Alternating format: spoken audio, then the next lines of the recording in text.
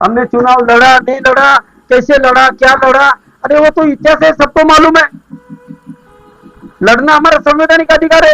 हमको एक वोट मिले या 1000 वोट मिले, हम जीते या हारे, अरे हारने के बाद में भी खड़ा है, वो बाजीगर है। बाबूराव शिंदे 3 बार चुनाव लड़कर हारना, तुम तो एक बार भी चुनाव नहीं लड़े, तुम लड़ ही नहीं सकते।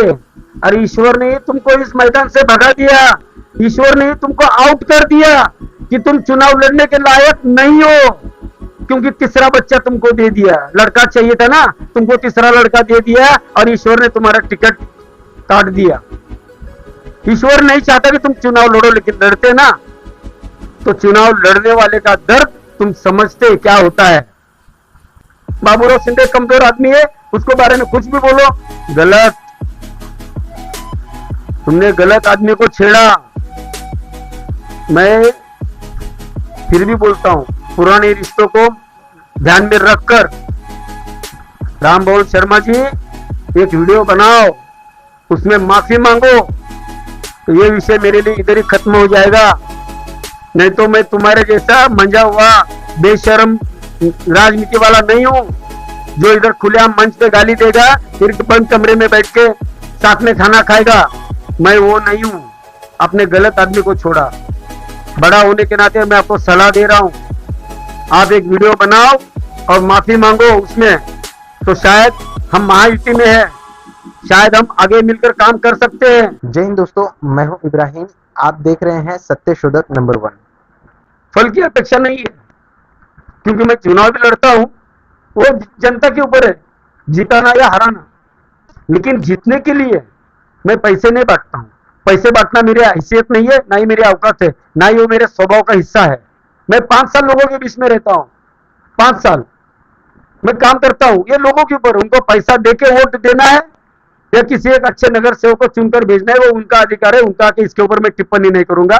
तो आपका सवाल का जवाब ये है, पैसा कमाने के लिए मुझे चुनाव लड़ना, जीतना, भ्रष्टाचार करना, ये सब करने की जरूरत नहीं है, वो मेरा स्थायी स्वभाव नहीं है।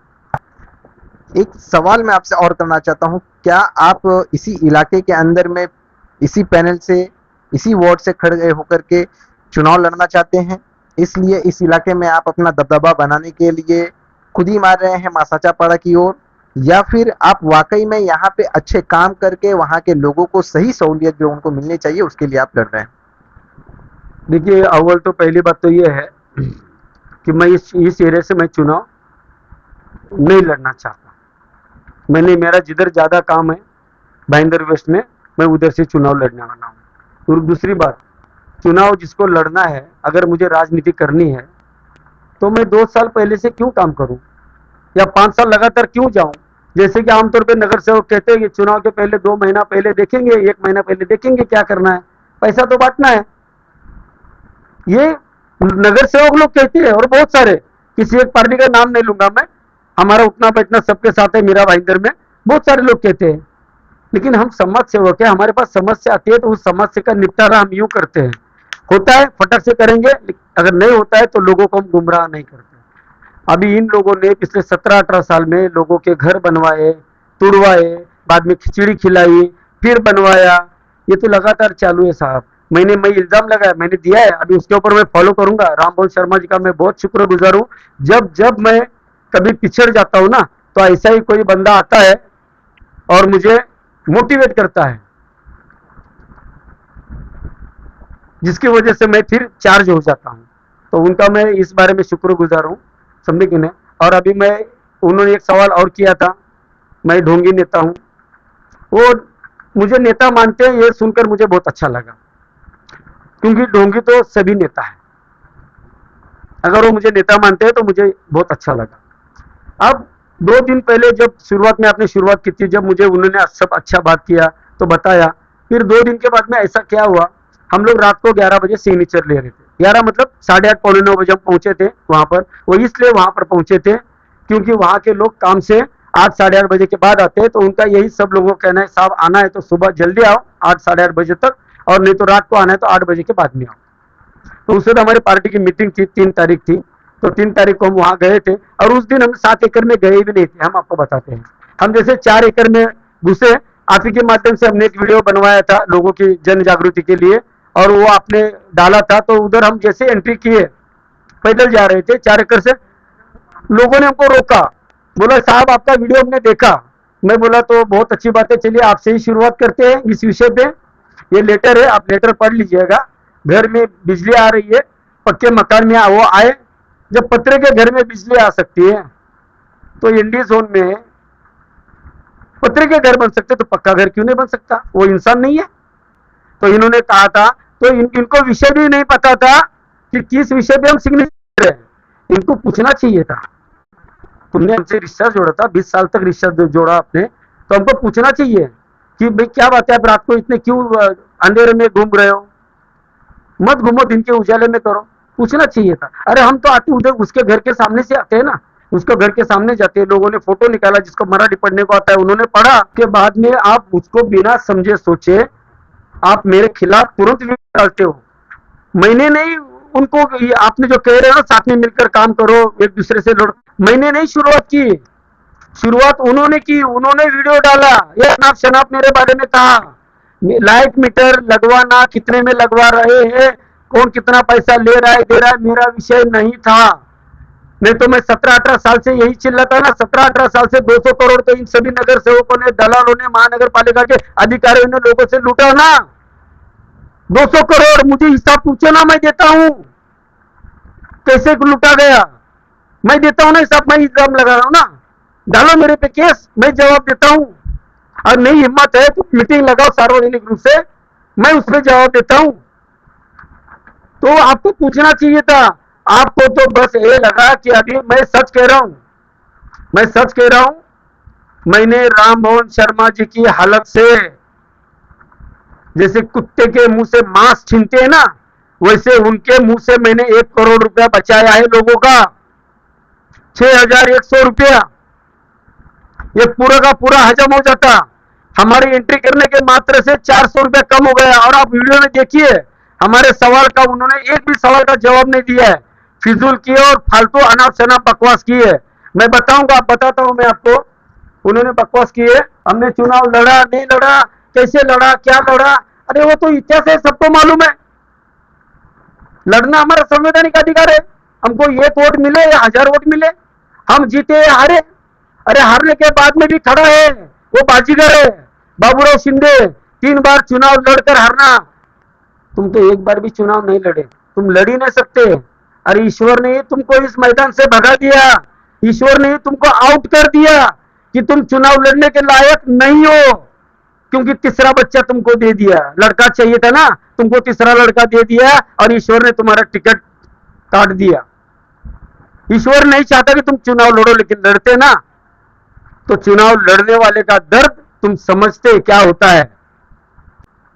मैं उनको एक उदाहरण देता हूं, मेरे जैसे इंसान को शोभा नहीं देता, लेकिन उन्होंने मजबूर किया है मुझे। समाज सेवा और राजनीति, आजकल किसी को पहचान करा के दो अपनी, मैं समाज सेवा को, लोग हंसते हैं, क्योंकि समाज सेवा शब्द बदनाम हो चुका है। इनके जैसे राजनीति वालों ने, दलालों ने बदनाम कर दिया समाज सेवा शब्द को। मुझे भी कभी कभी शर्म आती है, लेकिन लोगों को समझाना पड़ता है।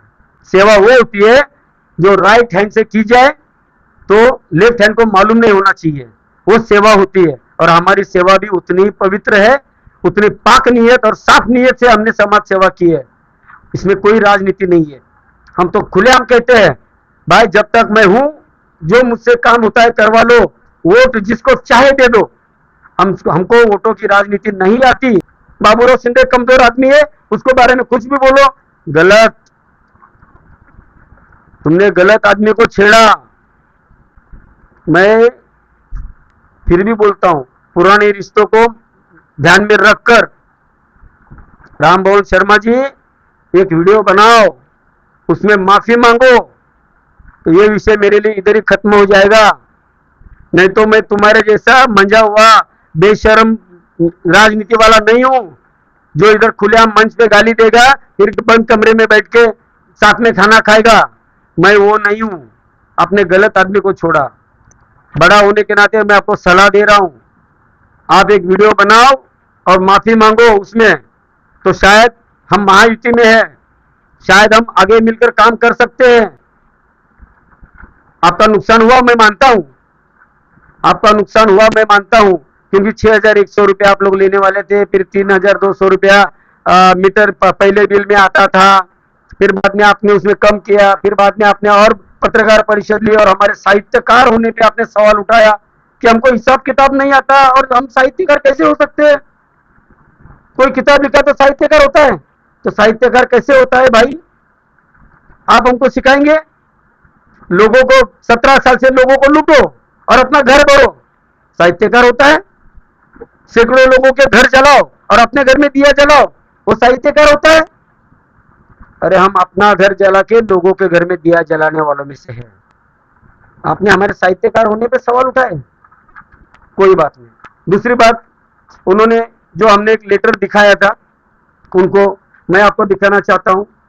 ये वो ठराव है जो 2013 में लियाकत भाई ने हमारे लेटर के माध्यम से महानगर पालिका की महासभा में, ये है, इसमें तारीख भी है, इस लेटर के माध्यम से इसको जरिया बनाकर लियाकत भाई ने महासभा में ठराव डाला था। और ये ठराव जो होता है वो किसी एक पर्टिकुलर भोला नगर के लिए नहीं है, जैसा उन्होंने जिक्र किया, ये पूरे शहर के लिए था। हमें उस वक्त सफलता नहीं मिली। बिजली, पानी, शौचालय, रास्ता, ये सब विषय का इसमें जिक्र है। चाहे तो मैं कॉपी दे सकता हूं। हमारा काम ढकोसला नहीं होता है, मजबूत और पुख्ता होता है। इन्होंने लियाकत भाई को भी मूर्ख बनाया, गाली दी। अब मैं बताता हूं आपको ये 6,000 रुपया कैसे खाने वाले थे। ये एक नक्शा है यहाँ पर, जो ये 6,100 रुपया लेने वाले थे, बाद में इन्होंने 5,700 रुपया किया। तो क्या इसका जवाब दे सकते हैं कि इन्होंने 400 रुपया क्यों कम किया? ये 400 रुपये कम होने की वजह से हमने लोगों के 7 लाख रुपया बचा लिए। ये लोगों को ध्यान में रखना चाहिए। अब ये 6,000 रुपया 100 पूरा का पूरा चले जाता तो 99 लाख करीब करीब, जोड़ लीजिए कोई भी, हम तो अनपढ़ आदमी है, इतना बड़ा हिसाब किताब हमको आता ही नहीं है, वो जोड़ ले 6,100 गुना 1,650, 99 लाख से कुछ ऊपर रकम होती है। इतना हमने लोगों का बचा लिया। इसके बावजूद भी लोगों के बिल में 3,200 रुपया डिपॉजिट का पैसा आता। कल हमारी बात हुई अदानी के अधिकारी से, उन्होंने साफ तौर से कहा कि पहला मीटर जो लगेगा, आप देख सकते हैं, देखिए मैंने यहाँ पर दिखा है, ये लाल बक्सा है जिसमें मीटर जंक्शन बॉक्स है जिसमें अदानी का मेन कनेक्शन आएगा। फिर यहाँ से निकलकर यहाँ एक और बक्सा मैंने दिखाया है छोटा, जिसमें 12 मीटर लगेंगे और 12 मीटर इसमें लगने के बाद में यहाँ से मीटर ऐसे चले जाएगा। तो पहला मीटर जो लगेगा उसको कहते हैं सर्विस मीटर। ध्यान में रखिएगा, जहां तक भी ये वीडियो पहुंचे वो लोग इस बात को ध्यान में रखें। जो पहला मीटर लगेगा उसको कहते हैं सर्विस मीटर, और उस मीटर का पैसा जो है जिसका भी रहेगा, जैसे मान लीजिए बाबूराव शिंदे का पहला मीटर लग रहा है, तो बाबूराव शिंदे का पैसा जब आप ऑनलाइन फॉर्म भरते हैं, फॉर्म आपका मंजूर हो जाता है, तब आपको 3,200 रुपया पहले भरना है, 3,200। फिर उसके बाद में जो 11 मीटर लगेंगे, इसमें आप देख सकते हैं ये 2 मीटर से लेकर 12 मीटर तक, ये जो 11 मीटर लगेंगे, ये 11 मीटर को बोलते हैं टैपिंग। ध्यान रखिएगा, पहला मीटर जो लगा है वो है सर्विस मीटर, जिसका 3,200 रुपया आपको पहले भरना है। उसके बाद में जो 11 मीटर लगेंगे वो उसको बोलते हैं टैपिंग मीटर, उसका पैसा पहले भरना नहीं है। फिर से मैं दोहराता हूं, सिर्फ पहला मीटर जिसका भी लगेगा, जिसका मंजूरी आएगा, उसको 3,200 रुपया पहले भरना है। उसके बाद में जो 2 से लेकर 12 तक है, यानी 11 मीटर जो लगेंगे, उसको टैपिंग कहते हैं, उनका 3,200 रुपया जो है वो पहले बिल में आएगा। इसका मतलब साफ है कि सभी लोगों को शुरुआत में फॉर्म भरने के वक्त में 1 रुपया भी नहीं देना है। जिसका नंबर पहला लगेगा उस मीटर बॉक्स में, उसको 3,200 रुपया अदानी को भुगतान करना है। इतना ये सच है। तो इसका मतलब ये है कि सिर्फ 2,500 रुपया आपको रोकड़ा देना है, 1 मीटर के अलावा, 12 में से 1 मीटर के अलावा बाकी लोगों को सिर्फ 2,500 रुपया देना है। जैसे कि उन्होंने वीडियो में बताया है, उसे मैं दोहराता हूं, और जैसे कि उन्होंने पैम्पलेट में भी लिखा है, पैम्पलेट मैंने अभी पढ़ा, उन्होंने, मैंने नहीं पढ़ने की वजह से उन्होंने मेरे साहित्यकार होने में शंका उपस्थित की थी। तो अभी मैंने पढ़ा उसको, तो उन्होंने जो कहा है, आउटगोइंग केबल जो है, यानी ये जो 12 मीटर लगने वाले बॉक्स से लेकर आपके घर तक जो लगेगा, वो फिर बाजू में हो, 1 मीटर के फासले में हो, 100 फीट के फासले पे हो, या ये 4 फीट के फासले पे आपका घर हो, दरवाजा हो, सबका एक जैसा पैसा लगेगा। 2,500 रुपया आउटगोइंग का, केबल का, अंदर लगने वाली एमसीबी का। फिर से मैं दोहराता हूं, 2 एमसीबी लगने वाले हैं। एक तो आपके मीटर के बाजू में लगेगा, एक एमसीबी लगेगा आपके घर के अंदर, जो आउटगोइंग केबल जो 12 मीटर के बॉक्स से लेकर आपके घर के अंदर जो मीटर लगेगा, एमसीबी लगेगा, वहां तक 2,500 रुपया सिर्फ देना है, 5,700 रुपया नहीं। तो ये तो उन्होंने अपने वीडियो में कहा है, शायद जोश में वो बहुत ज्यादा बोल गए, जोश में बहुत ज्यादा बोल गए। सिर्फ 2,500 रुपया देना है, 3,200 रुपया नहीं, 3,200 रुपया आपके मीटर में आएगा। तो ये जो आप वहाँ की जनता का पैसा बचा रहे हैं, तो आप एक तरफ से किसी का हक भी मार रहे हैं कहीं ना कहीं। तो इस भागीदारी के अंदर में मैंने बहुत पहले भी आपसे सवाल किया था कि कहीं क्या आप इसमें भागीदार बनना चाहते हैं कि वाकई में वहाँ की जनता का पैसा बचाना चाहते हैं? मैंने पहले भी, अभी भी मैंने कहा, इसके पहले भी मैंने 2-3 बार कहा है कि ये मीटर लगवाना ये मेरा विषय नहीं था। मैं फिर से रिक्वेस्ट करता हूं आपसे, ये मेरा विषय नहीं था। लोगों के घर में मीटर लग रहा था, हमारे लिए खुशी की बात थी। क्यों, कौन कितने में लगा रहा है, क्योंकि हमने ये सब काम कभी किए ही नहीं, हमको पता ही नहीं। इन्होंने हमको घसीटा इस मुद्दे में, इसके लिए हमको अदानी में जाके पूछताछ करनी पड़ी कि भाई डिपॉजिट कितना है, वहां पर 6,100 लिया जा रहा है, तो डिपॉजिट कितना, तब हमको ये सब जानकारी दी गई। और ये सर्विस टैपिंग, मैं वायरमैन नहीं हूं, ये मेरे को क्या मालूम। ये तो अभी 2 घंटा 2.5 घंटा पहले अभी मैंने अधिकारी से बात की, समझे कि नहीं, तो मुझे पता चला ये भाई सर्विस वाला मीटर है, उसका पैसा पहला भरना पड़ेगा मीटर लगने के पहले, और बाकी का टैपिंग का मीटर है उसका पैसा भरना नहीं है, उसका पैसा बाद में भरना है। तो इसमें हमारी भागीदारी होना, ये सब करना, और ये सब हमने काम कभी किया ही नहीं। सब 20 साल में हमने कभी किसी से रुपया नहीं लिया, मुफ्त में काम किए। हम आज भी कोई गरीब घर बनाता है तो हम बोलते हैं भाई कुछ कम पड़े तो बोलना, हमारी तरफ से 1 गोनी सीमेंट आपको मिल जाएगा। हम ज्यादा नहीं दे सकते, लेकिन जो भी 300-400 का 1 गोनी सीमेंट है हम घर घर दे सकते हैं, घर घर दे सकते हैं। जो जरूरतमंद हो, वाकई में जरूरतमंद है, गरीब है, हम देंगे उसको 200, 500, 1,000 की मदद करेंगे हम अपनी ओर से, निजी तौर पर। तो सवाल किसका पैसा लेने का ये विषय ही नहीं है हमारा इब्राहिम जी। तो ये पैसा लेना, ये 6,000 लेना या 10,000 लेना, हमको पता ही नहीं है 6,000 में मीटर लगता है या 10,000 में लगता है, हमारा काम ही नहीं है वो। ये तो उनकी मति मारी गई, उनका बुरा वक्त शुरू हो गया तो उनके दिमाग में कली घुस गया और उन्होंने हमारा रास्ता काटा। बाकी कोई विषय नहीं है, हमारा लेना देना कुछ नहीं है, ये सवाल ही नहीं पैदा होता। अरे 20 साल में हमने नहीं लिया भाई, 20 साल में। अरे क्या हमारे बाप दादा ने इन गरीबों के पास पैसा रखा है कि भाई तुम हमारे पुश्तैनी जमीन पे घर बना रहे हो, मेरा हिस्सा दे दो? ये सब काम हमारा नहीं है। गुरुवार को हमने रजास के सामने देखो एक गाड़ी लगती है, एक महिला है छोटी, मेरी बेटी की उम्र की है, वहां पर हम 2-3 बार पहले भी खाए, तो वहां से गुजर रहे तो कल हमने गुरुवार को जुमेरात को हमने वहां पर खाया, तो उनका बिल कुछ 79 कुछ ऐसा हो रहा था। उन्होंने हमको पैसा ज्यादा दिया, 25 रुपए ज्यादा दिया, तो ऐसा कुछ 79 कुछ हो रहा था, 79 एग्जैक्टली 79। तो 25 रुपए मुझे उन्होंने अंडे का और एक्स्ट्रा पाव का पैसा नहीं जोड़ा था, 2 बॉयल अंडा और वो पाव का हम लेकर निकल सकते थे वहां से, लेकिन वो 25 रुपए हम लेते हैं तो पता नहीं हम सही सलामत घर तक पहुंचते या नहीं। हमारे साथ कोई छोटा मोटा हादसा हो जाता, शायद हमारा अस्पताल में 1,000, 2,000, 5,000 चला जाता। वो हराम का था, उनकी मेहनत का था वो। हमने उनको 25 रुपए लौटाया वापस। हम किसी का 1 रुपया भी एक्स्ट्रा नहीं ले सकते, नहीं ले सकते, हमारी नींद खराब हो जाएगी। इन्होंने जो किया ना उसका मुझे ज्यादा नहीं लगा, क्योंकि मैंने उनका 1 करोड़ खा गया, मैं गरीबों का 1 करोड़ मैंने बचा लिया।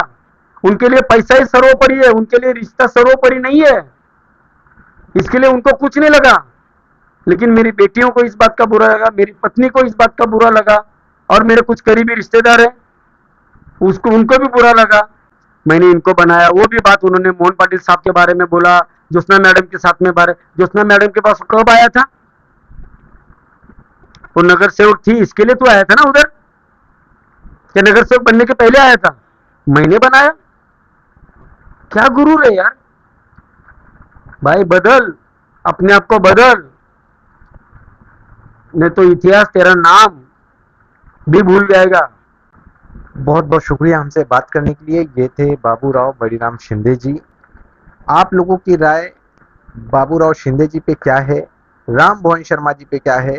क्या ये जंग इसी तरह चलनी चाहिए, वहां के लोगों को, जनता को विकास की राह पे चलना है मिल करके, कि एक दूसरे की टिप्पणी करके एक दूसरे को नीचा दिखाने की कोशिश करना चाहिए?